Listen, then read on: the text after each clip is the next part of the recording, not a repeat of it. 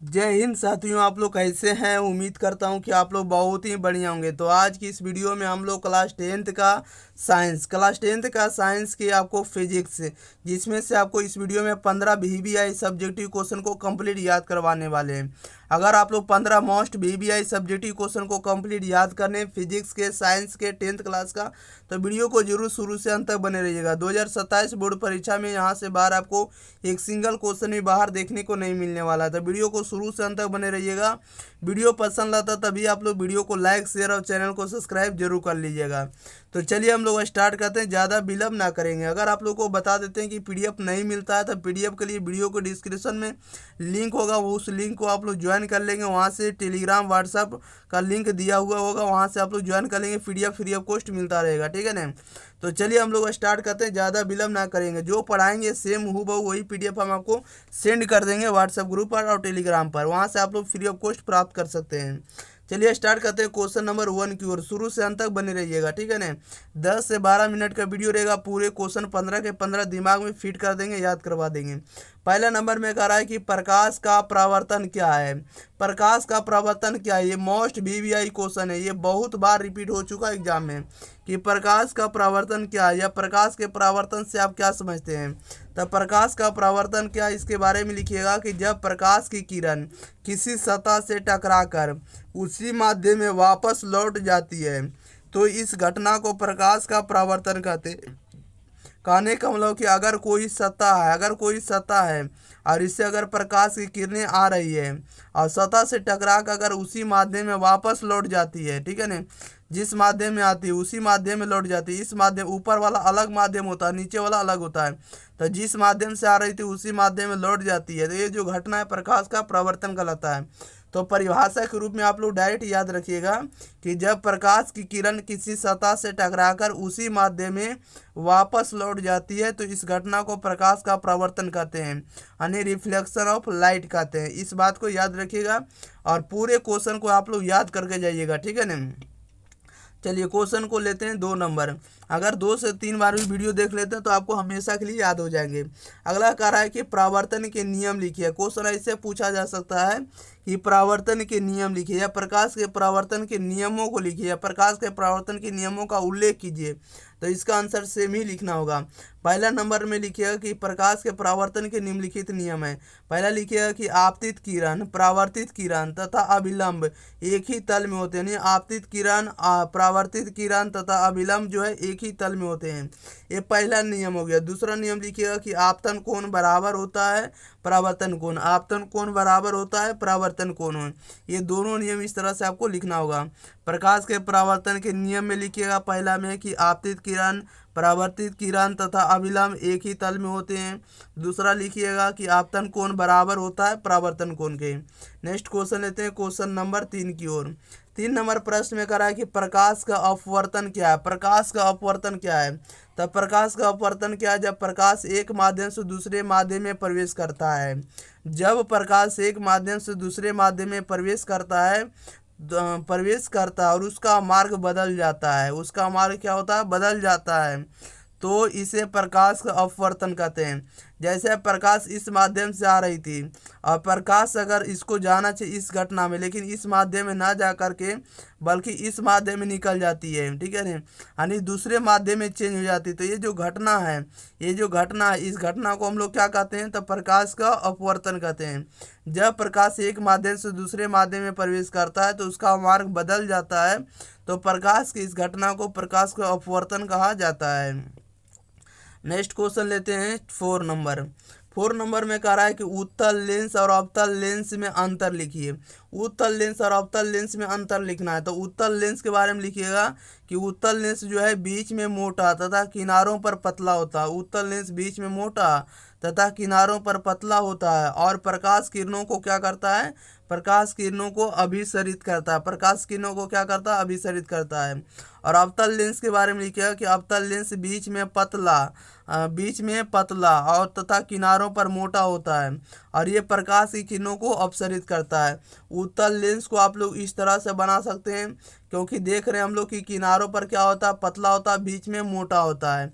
ये हो गया आपको उत्तल लेंस। लेकिन अवतल लेंस का इस तरह से बनाइएगा, ये इसका जो बनाइएगा कि बीच में पतला होता है, बीच में क्या होता है पतला, और बाकी क्या होता है किनारों पर मोटा होता है। ये अवतल लेंस का होता है ये चित्र, ठीक है ना।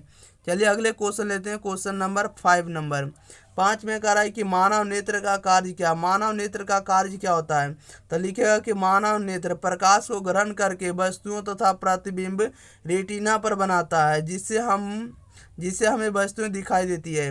मानव नेत्र प्रकाश को ग्रहण करके वस्तुओं का प्रतिबिंब रेटिना पर बनाता है, जिससे हमें वस्तुएं दिखाई देती है, जिससे वस्तुएं स्पष्ट रूप से क्या होती है दिखाई देती है। इस तरह से आपको मानव नेत्र के कार्य के बारे में लिखना होगा। अगले क्वेश्चन लेते हैं, क्वेश्चन नंबर 6। क्वेश्चन नंबर 6 में क्या कह रहा है निकट दृष्टि दोष जिसको मायोपिया कहते हैं क्या है, इसका उपचार कैसे किया जाता है। निकट दृष्टि दोष क्या है तथा इसका उपचार कैसे किया जाता है, तो लिखेगा इस दोष में दूर की वस्तु स्पष्ट दिखाई नहीं देती है। निकट दृष्टि दोष में जो है इस दोष में दूर की वस्तु स्पष्ट दिखाई नहीं देती है। इसका उपचार अवतल लेंस द्वारा किया जाता है। इसका निवारण या इसका उपचार जो है अवतल लेंस के द्वारा किया जाता है। इतना बात आप लोग को लिखना होगा। चलिए क्वेश्चन नंबर 7 लेते हैं। क्वेश्चन नंबर 7 में कह रहा है कि दूर दृष्टि दोष क्या है। दूर दृष्टि दोष क्या है, तो दूर दृष्टि दोष में लिखिएगा कि इस दोष में पास की वस्तुएं स्पष्ट दिखाई नहीं देती है। इस दोष में पास की वस्तुएं स्पष्ट दिखाई नहीं देती है। इसका उपचार जो है उत्तल लेंस द्वारा किया जाता है, यानी कन्वेक्स लेंस के द्वारा किया जाता है इसका उपचार। दूर दृष्टि दोष अगर हो गया तो उत्तल लेंस अगर आप लोग चश्मे का प्रयोग करेंगे तो इसका उपचार हो सकता है। नेक्स्ट क्वेश्चन लेते हैं, क्वेश्चन नंबर 8। क्वेश्चन नंबर 8 में कह रहा है विद्युत धारा क्या है। विद्युत धारा क्या है, तब विद्युत धारा लिखिएगा कि विद्युत आवेश के प्रवाह की दर को विद्युत धारा कहते हैं। विद्युत आवेश के प्रवाह की दर को विद्युत धारा कहते हैं। विद्युत आवेश के प्रवाह की दर को विद्युत धारा कहते हैं। इसका यह सही मात्रक एम्पियर है। इसका यह सही मात्रक क्या होता है एम्पियर होता है। विद्युत धारा का यह सही मात्रक एम्पियर होता है, याद रखिएगा। विद्युत धारा क्या होता है, विद्युत आवेश के प्रवाह की दर को विद्युत धारा कहते हैं। इसका यह सही मात्रक एम्पियर है। नेक्स्ट क्वेश्चन लेते हैं, क्वेश्चन नंबर 9 ले लेते हैं। क्वेश्चन नंबर 9 में कह रहा है कि ओम का नियम लिखिए। ओम का नियम लिखना है, तो ओम का नियम लिखिएगा कि स्थिर ताप पर किसी चालक में प्रवाहित धारा उसके सिरों के बीच विभवांतर के समानुपाती होती है। स्थिर ताप पर किसी चालक में प्रवाहित धारा उसके सिरों के बीच विभवांतर के समानुपाती होता है, या तो भी समानुपाती होता आई के, और भी बराबर क्या हो जाएगा, तो भी बराबर हो जाएगा आई आर हो जाएगा। तब भी बराबर आई आर जो होता है ये ओम का नियम होता है। जब भी समानुपाती आई होता है तो ये ओम का नियम होता है, ठीक है ना, ये बात याद रखिएगा। नेक्स्ट क्वेश्चन लेते हैं, क्वेश्चन नंबर 10 नंबर प्रश्न कह रहा है कि प्रतिरोध क्या है। प्रतिरोध क्या है, तब प्रतिरोध लिखिएगा किसी चालक द्वारा विद्युत धारा के प्रवाह का विरोध प्रतिरोध कहलाता है। इसका यह सही मात्रक ओम होता है, और ओम का सिंबल इस प्रकार का होता है। किसी चालक द्वारा विद्युत धारा के प्रवाह का विरोध प्रतिरोध कहलाता है। अगर किसी चालक में अगर धारा प्रवाहित हो रही है और उसका विरोध कर रहा है, जो विरोध कर रहा है वही क्या कहलाता है, प्रतिरोध कहलाता है।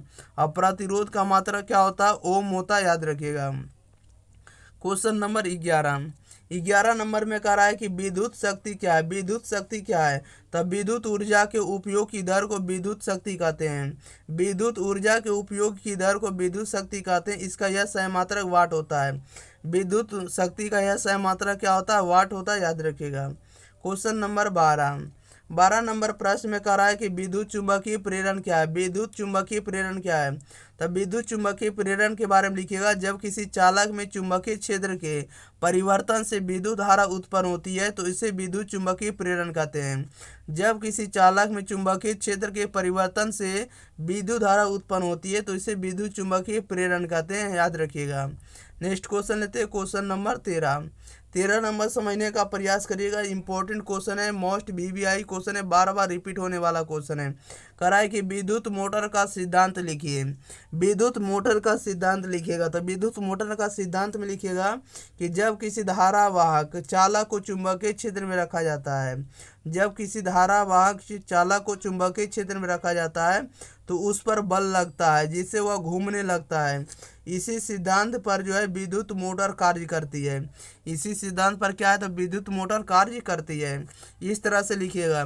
विद्युत मोटर के बारे में अगर आपको लिखने आ जाएगा तो लिखिएगा, जब किसी धारावाहक चालक को चुंबकीय क्षेत्र में रखा जाता है तो उस पर बल लगता है जिससे वह घूमने लगता है।